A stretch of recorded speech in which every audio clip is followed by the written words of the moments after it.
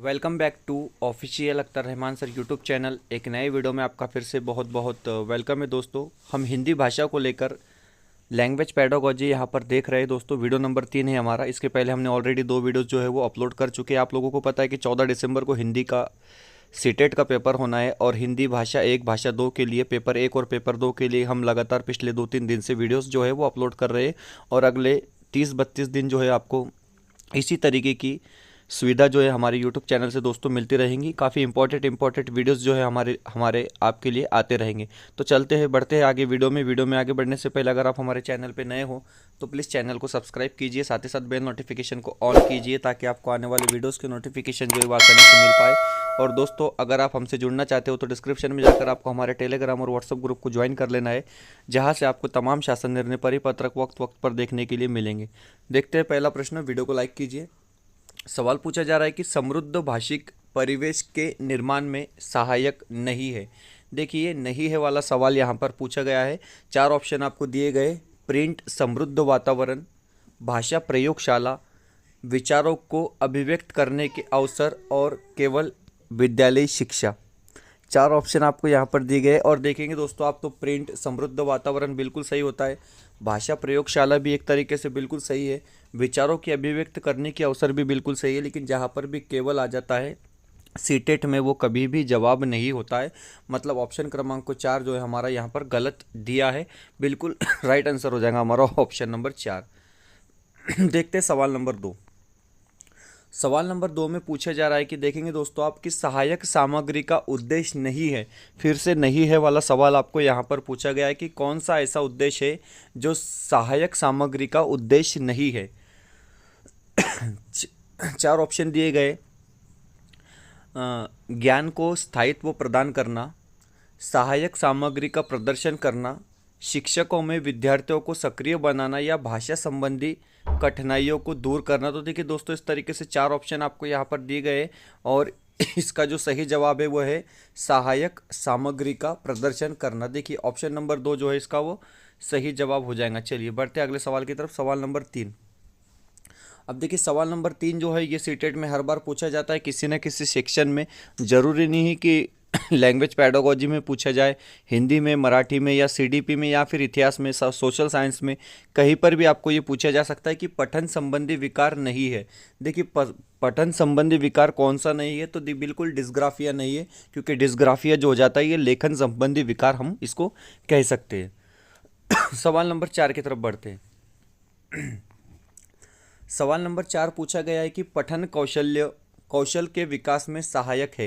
देखिए पठन कौशल के विकास में सहायक है, इस तरीके से आपको यहाँ पर सवाल पूछा गया है। 4 ऑप्शन दिए गए: आदर्श पठन, अनुकरण पठन, आवृत्ति पुनरुक्ति विधि या फिर रूपरेखानुसार विधि। तो देखिए इसका जो सही जवाब हो जाएगा वो हो जाएगा बिल्कुल ऑप्शन नंबर 1, आदर्श पठन हमारा बिल्कुल राइट आंसर यहाँ पर रहने वाला है।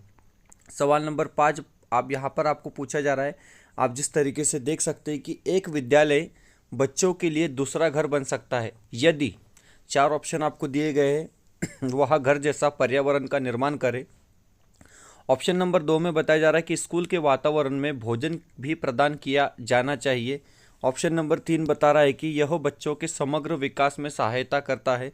बिल्कुल यह सीखने की इच्छा उत्पन्न करता है। तो देखिए ऑप्शन नंबर 3 जो है हमारा वो राइट आंसर यहाँ पर हो जाएगा, यह बच्चों के समग्र विकास में सहायता करता है। बढ़ते हैं अगले सवाल की तरफ। सवाल नंबर 6। सवाल नंबर 6 यहाँ पर पूछा गया है कि निम्न में से कौन सा एक वस्तुनिष्ठ प्रश्न है। 4 ऑप्शन आपके सामने दिए गए दोस्तों और आपको मोस्ट इंपॉर्टेंट ये क्वेश्चन है कि वस्तुनिष्ठ प्रश्नों इसमें से कौन सा है। इस तरीके से सवाल आपसे पूछा गया है तो बिल्कुल इसका सही जवाब हो जाएगा सही या गलत, क्योंकि सही या गलत जो होता है वो वस्तुनिष्ठ प्रश्न होता है। इसी तरीके के क्वेश्चन आपको सीटेट की परीक्षा में देखने के लिए मिलेंगे।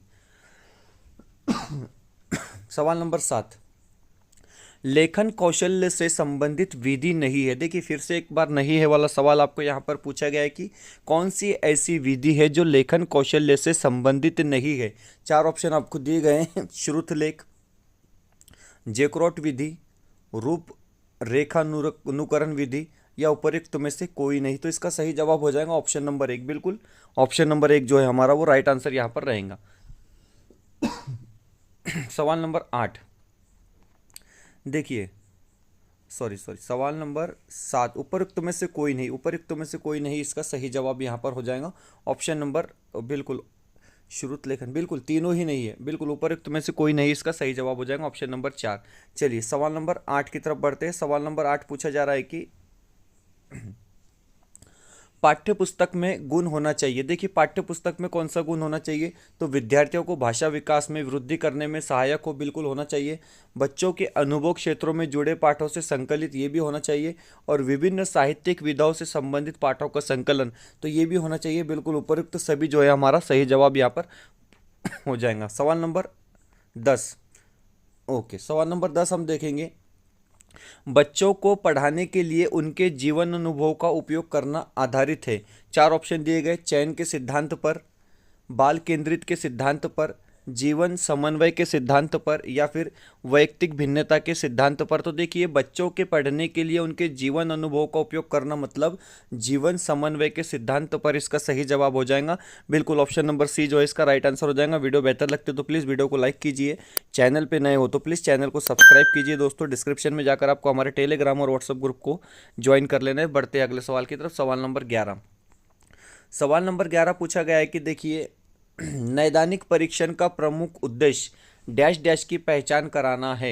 4 ऑप्शन आपको यहाँ पर दिए गए, कक्षा में प्रदर्शन में कमजोरियों के सामान्य क्षेत्र, उपचारात्मक आवश्यक कार्यक्रम की विशिष्ट प्रकृति, शैक्षिक कठिनाइयों के कारण, या विद्यार्थियों को कठिनाइयों की विशिष्ट प्रकृति। तो देखिए दोस्तों नैदानिक परीक्षण का प्रमुख उद्देश्य जो है वो कक्षा में प्रदर्शन में कमजोरी के सामान्य क्षेत्रों की पहचान कराना है, मतलब ऑप्शन नंबर 1 जो है यहाँ पर वो सही दिया है।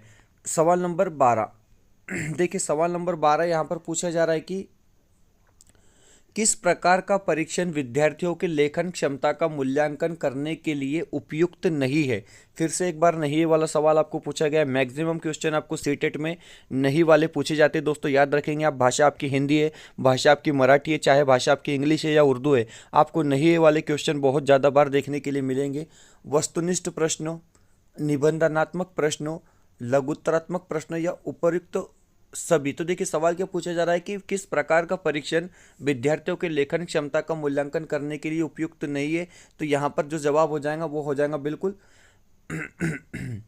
सवाल नंबर 12 का जो जवाब है वो वस्तुनिष्ठ प्रश्न हमारा यहाँ पर रहेगा। ऑप्शन नंबर 1 जो है वो सही जवाब हो जाएगा। चलिए बढ़ते अगले सवाल की तरफ। सवाल नंबर 13 सवाल नंबर 13 पूछा जा रहा है कि डिस्ग्राफिया विकार का संबंध है। देखिए इसके पहले हमने डिस्कैल्कुलिया देख लिया अब यहाँ पर पूछा जा रहा है कि डिस्ग्राफिया किस विकार का संबंध है। तो देखिए डिस्ग्राफिया का संबंध होता है लिखने से, मतलब ऑप्शन नंबर 1 जो है हमारा वो बिल्कुल सही जवाब यहाँ पर रहने वाला है। बढ़ते अगले सवाल की तरफ।